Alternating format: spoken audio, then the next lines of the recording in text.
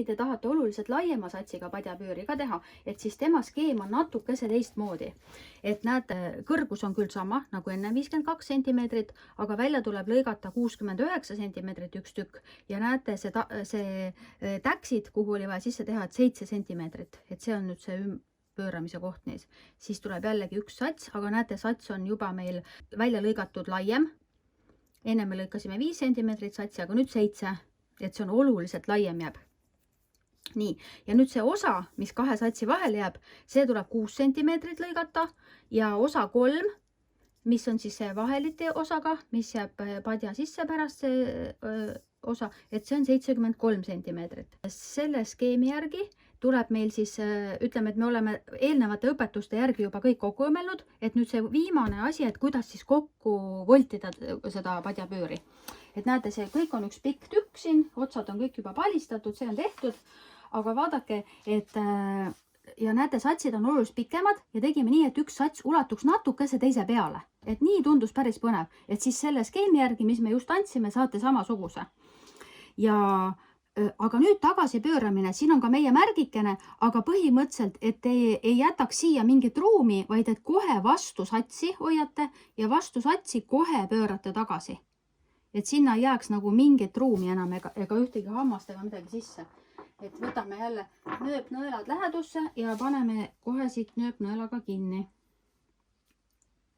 Nii, ja siis teiselt poolt täpselt samamoodi. Nii, siit poolt ka jälle kontrollite. Nii, ja siit täpselt vastu satsi, nii et näpuga kohe tunned, et on ilusti vastu satsi. Nii. Et kõige tähtsam töö on nüüd tehtud, et siiamaani nii-öelda tuleb.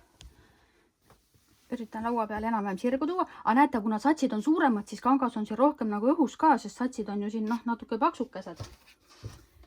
Nii.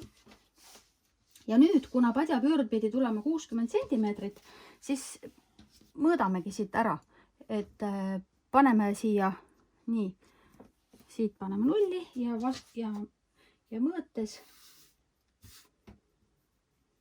võime, nii-öelda mõõtu võime kontrollida. Näete, et täpselt töötab meil 60 sentimeetrit, et ongi siiamaani. Et siis nüüd,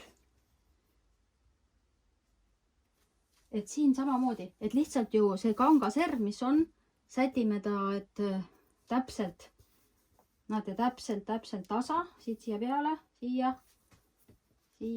ja siit jälle nõelaga kinni, täpselt nii nagu ennem, aga pöörame ennem täpselt tagasi. Ja nüüd siit nõelaga kinni, et see nüüd on juba 3-kordne meil. Nii.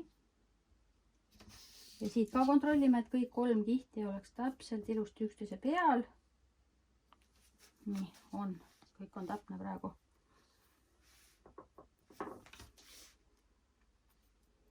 Ja minu arust tasub siia üks nööpnõel veel panna, siis on oluliselt kergem overdada. Näete, et need kanga kihid tahavad natuke jooksu panna, aga et nad siin ei nihkuks oma üksteise peal. Vaat nii on ja siit keskelt ka ühe.